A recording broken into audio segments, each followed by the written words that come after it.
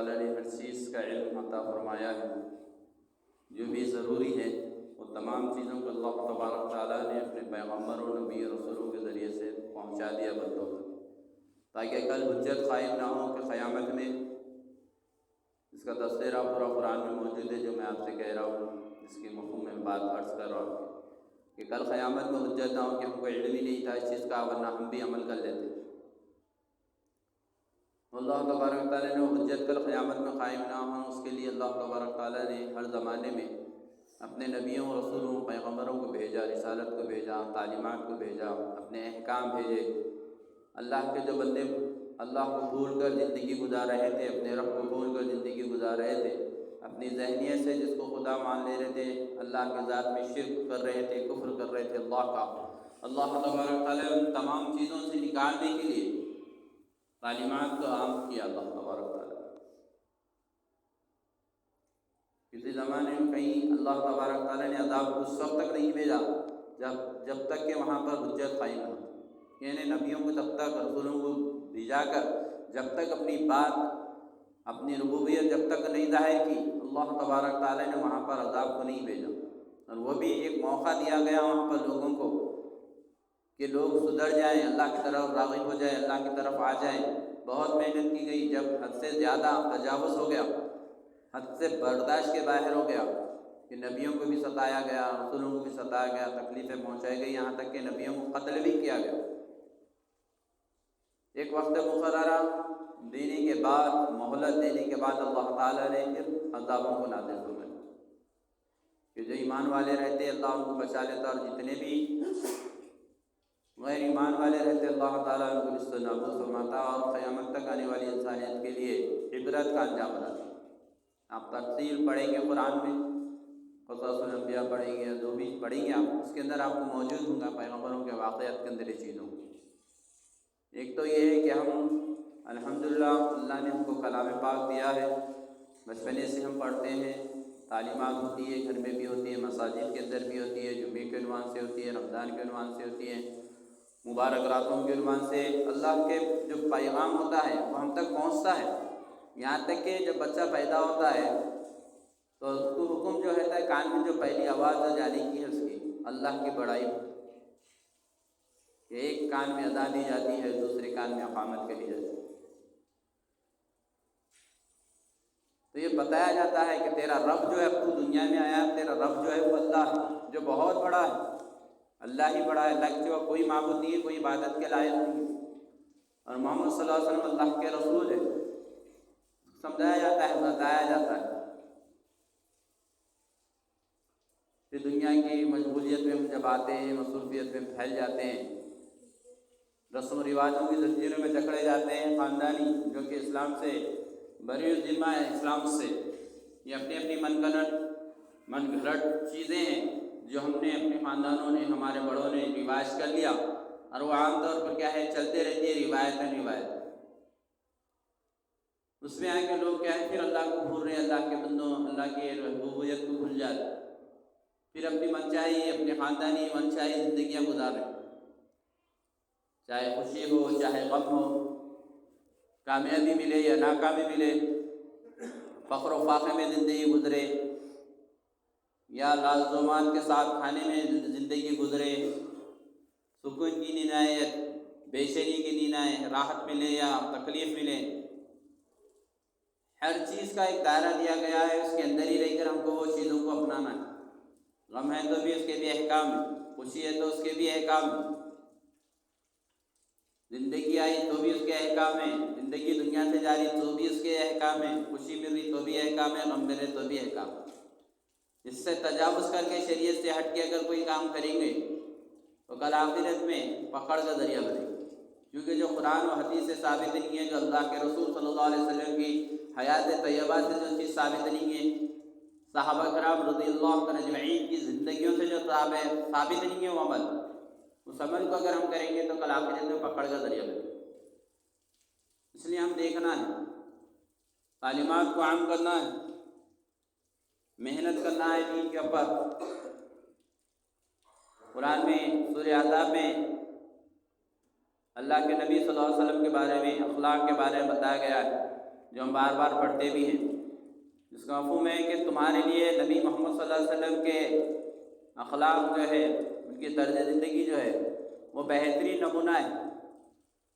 اس کے اندر یہ بھی ہے اللہ کے رسول صلی اللہ علیہ وسلم کی حیات طیبہ میں، زندگی میں جو ہم سنتیں آپ صلی اللہ علیہ وسلم کی اپناتے ہیں، جیسا کہ سر پہ ٹوپی پہننا ہے، سر ڈھانپ کے رکھنا ہے، بیٹھ کر پانی پینا ہے، پینے کی سنتیں، کھانے کی سنتیں، سونے کی سنتیں، وضو کی سنتیں ہیں، غسل کی سنتیں ہیں، نماز کی ہر چیز کی سنتیں ہیں، مسواک ہے وغیرہ جو کچھ بھی ہے۔ سب سے بڑی سنت یہ بھی ہے اللہ کے نبی صلی اللہ علیہ وسلم کی کہ اللہ کے نبی صلی اللہ علیہ وسلم نے دین کی محنت کو اپنایا، جس سے ہم بے بہرا ہے، اس چیز کو ہم بھول رہے ہیں۔ جب سے نبوت ملی آپ صلی اللہ علیہ وسلم کو، آپ نے محنت کی ہے، خود کی ذات سے بھی کی، خود بھی عمل کیے ہیں اور دوسروں کو بھی تعلیمات دی گئی۔ پھر سورہ مدثر جب نازل ہوئی تو اس وقت میں پھر اور بھی زیادہ اللہ کے رسول صلی اللہ علیہ وسلم دنیاوی محنت کو چھوڑ کر صرف دین کی محنت کے اوپر زیادہ توجہ دیے۔ آپ پڑھیں گے حیات طیبہ اللہ کے رسول صلی اللہ علیہ وسلم کی تو آپ کو اس چیز کا علم ہوگا کہ کیسے اللہ کے رسول صلی اللہ علیہ وسلم کو جب نبوت نہیں ملی تھی، 40 سال سے پہلے کی زندگی آپ صلی اللہ علیہ وسلم کی کیسی تھی، اس کے اندر بھی آپ صلی اللہ علیہ وسلم کے اخلاق بہترین ہیں، سچ صادق ہے، امین ہے، ہر چیز ہے، لیکن آپ صلی اللہ علیہ وسلم دنیائی معاش کے لیے بھی کوششیں کریں، محنتیں کی ہیں، کاروبار بھی کیا، لیکن جب نبوت ملی، رسالت ملی تو پھر اس کے بعد سے کیا ہے، تجارت کو چھوڑ کر صرف اور صرف اللہ کے دین کو پھیلانے کی فکر میں لگے رہے آپ صلی اللہ علیہ وسلم۔ دن رات ایک ہی محنت رہتی، یہاں تک کہ آپ صلی اللہ علیہ وسلم آرام فرماتے رہتے گھر کے اندر بھی، تو سینے مبارک سے آپ صلی اللہ علیہ وسلم کی فکروں کی قرآن کی آواز سنائی دیتی تھی۔ اما عائشہ صدیقہ رضی اللہ عنہا فرماتی ہیں میرے بعد کو آپ صلی اللہ علیہ وسلم آرام فرماتے تو آپ صلی اللہ علیہ وسلم کے سینے سے ایسی آوازیں آتی جیسے کہ کوئی ہانڈی کے اندر سالن پک رہا ہو، اتنی فکر آپ صلی اللہ علیہ وسلم کی۔ تو وہ فکروں کو ہم کو لینا ہے، ہم وہ چیزوں کو بھول گئے، وہ چیز کو چھوڑنے سے کیا ہوا، ہماری زندگی میں جو اعمال تھے وہ رفتہ رفتہ ہماری زندگی سے بھی ختم ہو رہے ہیں۔ ہم لوگوں کا دیکھا دیکھی لوگوں کے اندر آ کے ایسے ہو جا رہے ہیں کہ خود جو ہم کو معلومات تھے، جو خود ہم عمل میں لگے رہتے تھے کل تک، وہ خود ہماری زندگی سے چھوٹتے چلے جا رہے، دوسروں کا آنا تو دور کی بات ہے۔ وجہ اس کی سب سے بڑی یہ ہے کہ محنت کرنا چھوڑ دیے، دین کی تبلیغ کرنا چھوڑ دیے، دعوت دینا لوگوں کو چھوڑ دیے۔ دنیاوی دعوتیں سب ہے لیکن دین کی دعوت دینا چھوڑ دیے، نماز کی دعوت دینا چھوڑ دیے، قرآن کی دعوت دینا چھوڑ دیے، اللہ کی ربوبیت کی دعوت دینا چھوڑ دیے لوگوں کو، اللہ کے رسول صلی اللہ علیہ وسلم کی رسالت کی دعوت دینا چھوڑ دیا ہم لوگوں کو، خاندان کو، قبیلے کو، جس سے بھی مل رہے۔ حالانکہ ہماری ذمہ داری ہے اللہ کے نبی صلی اللہ علیہ وسلم کی امت میں پیدا ہونا، جو ذمہ داری ہے ہم کو کہ خود بھی عمل کریں اور دوسروں کو دعوت دینا ہے۔ کوئی نبی آنے والے نہیں ہے، کوئی رسول آنے والے نہیں ہے۔ رسول النبوت کو اللہ تبارک تعالیٰ نے اللہ کے نبی صلی اللہ علیہ وسلم پر ختم فرما دیا، بند فرما دیا، اب کوئی نبی آنے والے نہیں ہیں۔ لیکن وہ قیامت تک جو آنے والی انسانیت ہے، ان انسانیت کو درس توحید جو دینا ہے، درس ہدایت کی جو تعلیم دینا ہے، وہ ذمہ داری اللہ تعالیٰ نے ہم کو عطا فرمائی۔ یہ نبی صلی اللہ علیہ وسلم کی امت میں پیدا ہونے کا سب سے بڑا فائدہ ہم کو اللہ تبارک تعالیٰ نے یہ عطا فرمایا ہے کہ جو کام اللہ نے اپنے نبیوں اور رسولوں سے لیا تھا، وہ کام اللہ تعالیٰ نے ہم کو دیا کہ تم اس امت کے میں پیدا ہو رہے تو تمہاری اپنی ذمہ داری کہ خود بھی عمل کرو، دوسروں کو دعوت دو۔ جتنے بھی لوگ آپ کے کہنے سے، آپ کی کوشش اور محنت سے نیک عمل کے اندر جڑیں گے، ان کو تو اجر ملے گا ہی، لیکن ساتھ ہی ساتھ وہ پوری کا پورا اجر و ثواب آپ کے نام اعمال میں بھی لکھا جائے گا۔ آپ قرآن میں پڑھی کے معلوم ہوگا، آپ کے طرز عمل سے، آپ کا دیکھا دیکھی اگر کوئی گناہ کے اندر ملوث ہوتا ہے تو وہ تو گناہ گار ہوتا ہے، اس کو تو عذاب ملے گا ہی، لیکن بوجہ آپ ہے ذریعہ اس کی گناہ میں ملوث ہونے کے، تو پھر وہ گناہ بھی آپ کے نام اعمال میں لکھا جائے گا، خود کے ساتھ دوسروں کے گناہوں کا بوجھ بھی اٹھانا پڑے گا۔ اس لیے ہم ایسی محنت اور ایسی کوشش، ایسا طرز عمل اپنانا ہے کہ ہم سے لوگوں کو اچھائی نہیں ملی پرواہ نہیں، لیکن کم از کم برائی نہ جائے، راج ہو جائے۔ اس لیے فکر کرنا ہے، سمجھایا جاتا ہے، بولا جاتا ہے، ہر چیز کے بارے میں آپ کو تعلیمات الحمدللہ دی جاتی ہے۔ جو بھی اللہ تعالیٰ نے توفیق عطا فرمائی معلومات ہیں، اس معلومات کی حد تک کوشش محنت یہی ہوتی ہے کہ ہر چیز آپ تک پہنچ جائے، ہر اللہ کا بندہ اللہ کے احکام پہ چلنے والا بن جائے، سنتوں کو اپنانے والا بن جائے، دین کی محنتوں کے اندر لگ جائے، اللہ کو راضی کر کے زندگی گزارنے والا بن جائے۔ اس کے لیے محنت اور کوششیں ہوتی ہیں۔ اسی سلسلے میں پچھلے 4-5 جمعوں سے آپ کے سامنے مسائل بھی پیش کیے گئے کہ بھئی غسل کے اندر کیا چیز فرض ہے، وضو کے اندر کیا چیز فرض ہے، تمام چیزیں بتائی گئی آپ کو کہ وضو میں 4 فرض ہے: چہرے کا دھونا مکمل، دونوں ہاتھ انگلیوں سمیت دھونا، چوتھائی سر کا مسح کرنا، دونوں پاؤں ٹخنے سمیت دھونا، یہ فرض ہے۔ اس میں ذرا برابر جگہ اگر چھٹی رہ جائے گی تو وضو نہیں ہوتا۔ اس طرح اس کے اندر کے فرائض بھی بتائے گئے، آپ کو طریقہ بھی بتایا گیا اور فرض بھی بتائے۔ پھر دوہرا دے رہا ہوں کیونکہ کئی ساتھیوں نے کہا کہ بھائی پھر سے دوہراؤ، آپ یہ چیزیں معلومات نہیں ہیں، لوگوں کو معلومات ہو رہی ہے اس ذریعے سے، اس سے پھر سے دوہرا دے رہا ہوں آپ کے سامنے میں اس چیز کو کہ غسل کے اندر بھی 3 فرض ہے۔ ایک تو غرغرہ کرنا ہے، اگر روزے کی حالت میں رہے تو کلی کرنا ہے، دوسرا ناک کی نرم ہڈی تک پانی پہنچانا ہے، اور تیسرا سارے بدن پہ اس طرح پانی بہانا ہے کہ سر کے بال سے لے کے پیر کے ناخن تلوے جسم میں کہیں ایسی جگہ نہیں رہنا ہے جہاں پر بال برابر جگہ سوکھی رہ جائے، یہ فرض ہے۔ اس میں بھی اگر ذرا بھی سوکھا رہ جائے گا آپ کا غسل نہیں ہوتا۔ اس میں یہ بھی شرائط نماز بتائی گئی آپ کو کہ نماز شروع ہونے کے لیے 7 چیزیں ضروری ہے، شرط ہے، اس کے بغیر آپ کی نماز شروع نہیں ہوتی، اسٹارٹ نہیں ہوتی۔ اس میں سب سے پہلا یہ کہ ہمارا بدن پاک ہو، دوسرا ہے کہ ہمارا لباس پاک ہو، تیسرا سطر کا چھپانا ہے کہ مرد حضرات کے لیے ناف سے لے کے گھٹنے کے نیچے تک کا حصہ، 4 انچ نیچے تک کا حصہ دکھنا نہیں ہے نماز کی حالت میں، جب تک نماز شروع ہی نہیں ہوتی آپ اگر ویسا رہا۔ چاہتے ہیں جس جگہ نماز پڑھے آپ جگہ کا پاک ہونا ہے، 5 وقت کا پہچاننا ہے، وقت کو معلوم کرنا کون سے ٹائم کی نماز کا ٹائم ہوا نہیں ہوا، 6 قبلہ رخ ہونا ہے، اور 7واں نیت کرنا ہے۔ یہ 7 چیزیں ہوں گی آپ کی نماز شروع ہوئی۔ پھر اس کے بعد نماز کے اندر کے فرائض بھی بتائے گئے آپ کے سامنے کہ بھائی جب نماز شروع ہوتی ہے تکبیر تحریمہ کا کہنا فرض ہے، یعنی اللہ اکبر کہہ کر ہاتھ اٹھانا کانوں تک، اور دوسرا قیام کرنا یعنی نماز میں کھڑے رہنا فرض ہے، تیسرا قرات کرنا یعنی قرآن کا کچھ حصہ پڑھنا فرض ہے، چوتھا رکوع کرنا فرض ہے، پانچواں 1 رکعت کے اندر 2 سجدے کرنا فرض ہے، چھٹا سلام پھیرنے والی اتحیات میں فائدے میں اتحیات کے بقدر یعنی تشہد پڑھنے کے بقدر بیٹھنا فرض ہے، اور 7واں اپنی مرضی سے سلام نماز ختم کرنے کی نیت سے سلام پھیر کر نماز ختم کرنا، یہ 7 چیزیں فرض ہے۔ اور سلام پھیرنے کا جو مسئلہ ہے اس کے اندر بعض علماء اس کو واجب بھی بتاتے ہیں۔ تو یہ چیزیں ہیں۔ اسی طرح یہ بھی بتا دوں کہ وضو ٹوٹنے کی بھی 8 چیزیں ہیں جس سے وضو ٹوٹتا ہے، اچھی طرح ذہن میں رکھیں۔ لوگوں کو علم نہیں رہتا، اپنی طرف سے کچھ بھی بولتے کہ وضو ٹوٹ گیا، کچھ بھی بولتے کہ وضو ٹوٹ گیا، سن لیتے لوگ۔ راستے سے آ رہے تھے وضو کر لیتے، کوئی چھوٹا معصوم بچہ دکھ گیا بغیر بنا کپڑوں کے، اب دیکھتے آ رہے وضو ٹوٹ گیا، نماز نہیں ہوتی، ایسا نہیں ہے۔ ایسے ہی کچھ کھا لیے وضو ٹوٹ جاتا، کئی دوسری چیزیں ہیں کھانے کی، جیسا سگریٹ وغیرہ پی لی ہے، وہ تو پینے جو چیز جائز نہیں ہے اس کو بولنے میں کیا ہو جاتا ہے، وہ چیزیں۔ تو اس 8 چیزیں ایسی ہیں جس سے وضو ٹوٹ جاتا ہے آپ کا، پھر سے وضو بنانا پڑتا ہے۔ ناقص وضو کہتے ہیں اسے، ناقص وضو تو وضو ٹوٹنے کی چیز۔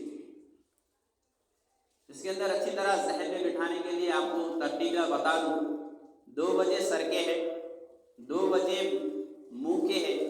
2 بجے جو ہے وہ بدن کی ہیں، اور 2 بجے جو ہے وہ شرمگاہ کی ہیں۔ یہ 8 چیزیں ہیں جس سے وضو ٹوٹتا، 2 سر کے، 2 منہ کے، 2 بدن کے، اور 2 شرمگاہ کے۔ اب سر کے 2 بجے کی وجہ سے وضو ٹوٹتا ہے آپ کا، ایک بے ہوش ہو جانا، آپ وضو سے بے ہوش ہو کے آپ کا وضو ٹوٹ جاتا ہے، جب ہوش میں آتے آپ کا وضو باقی نہیں رہتا۔ دوسری وجہ پاگل ہو جانا، مینٹل ہو جانا، وضو سے پاگل ہو گئے تھے، جب وضو اچھے ہو جائیں گے تو وضو ٹوٹ جاتا آپ کا، جب مینٹل ہوتے کیونکہ یاد ہی نہیں رہتا کیا پڑھا۔ تعلق کیا ہے اس کا؟ دماغ سے، سر سے اس کا تعلق ہے۔ ایک پاگل ہو جانا، دوسرا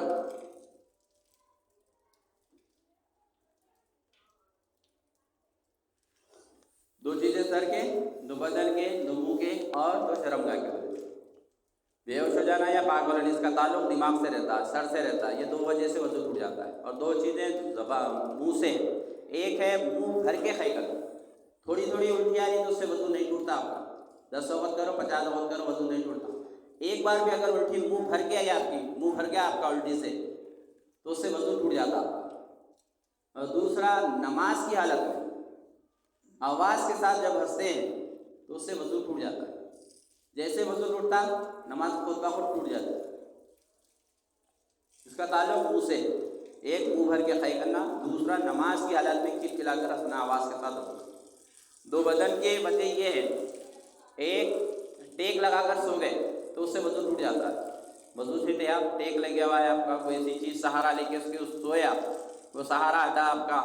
وہ ٹیکا ہٹا تو ایک دم آپ گر جاتے ہوئے، تو اس سے کیا ہے وضو ٹوٹ جاتا ہے. اور دوسرا بدن پہ کہیں بھی زخم وغیرہ آتا ہے جس سے وہ جگہ، زخم کی جگہ سے وہ خون ہے، پیپ ہے یا کشش وغیرہ ہے، وہ جگہ کو چھوڑ کے جب باہر نکل کے بہتی ہے تو اس سے وضو ٹوٹ جاتا ہے. اس کے اندر ہی ہے، زخم کے اندر ہے، خون ہے، کچھ بھی ہے تو وضو نہیں ٹوٹتا ہے. لیکن جب وہ اپنی حد کو، زخم کی جگہ کو چھوڑ کے جب باہر بہتا ہے تو اس سے وضو ٹوٹ جاتا ہے. یہ بدن کی چیز ہے. شرمگاہ کے پیشاب پیخانے کی جو جگہ ہے اس جگہ سے کسی بھی چیز کا خارج ہونا، اس سے وضو ٹوٹ جاتا ہے. چاہے چھوٹی حاجت ہو یا بڑی حاجت ہو یا گیس پرابلم ہو، کچھ بھی، اس سے وضو ٹوٹ جاتا ہے. یہ 8 چیزیں جس سے وضو ٹوٹتا ہے. اس سے ہٹ کے دوسری چیزوں سے وضو نہیں ٹوٹتا. ہاں کئی چیزیں ایسی رہتی ہے جس سے وضو ٹوٹتا نہیں، لیکن وضو ذرا خراب ہو جاتا ہے جس سے آپ نماز نہیں پڑھ سکتے. کوالٹی رہتی ہے نا، وہ کوالٹی کے حساب میں کیا ہے، وضو اپنا اس قابل نہیں رہتا کہ جس سے ہم نماز پڑھ سکیں. تو لہٰذا اگر ویسی دوسری چیزیں آ گئی تو اس سے وضو بنا لینا بہتر ہے. اور ایک وضو اپن وضو سے ایک عمل کرتے ہیں، جیسا قرآن پڑھ لی یا نماز پڑھ لیے تو اس وضو کا عمل ختم ہو جاتا. اگر پھر سے آپ اگر نماز پڑھ رہے یا وضو تازہ وضو بنا لے تو بہتر ہے، بنا سکتے ہیں. اگر نہیں ہے تو بھی آپ پرانے وضو سے بھی نماز پڑھ سکتے ہیں. جتنا چیزیں تھیں جو آپ کے سامنے ظاہر کرنا ضروری سمجھا میں. لوگ بھی بہت سے کہہ رہے تھے کہ بھئی پھر سے دہراؤ ان چیزوں کو، اس واسطے سے تاکہ عمل کے اندر ہمارا بہتر اور معلومات ہو رہے، اس واسطے آپ کے سامنے رکھ دی گئی بات. اللہ سے یہی دعا ہے کہ اللہ تبارک تعالیٰ مجھے اور آپ کو کہنے سننے سے اعلیٰ نیک عمل کرنے والا بنائے، دین کی محنتوں کے لیے اللہ